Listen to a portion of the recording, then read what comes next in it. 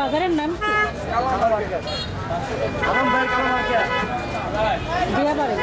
আলম ভাই কালো মার্কেট। আলম ভাই কি এখানে মানে বাজারের সবাই সে কি নির্বাচিত?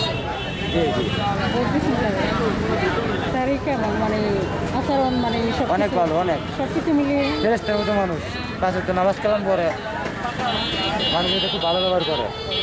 আপনাদের এই কষাইখানা গরু কোথায় কাটেন আপনারা? এই ওইখানে পিছনে কাটি, আর আমি মালামা একটা দোকানে তুই কাটি, গরু কাটার জায়গারও বসে দুটো দোকান না। এখন 700 কত টাকা বললেন? 80 টাকা। 80 টাকা।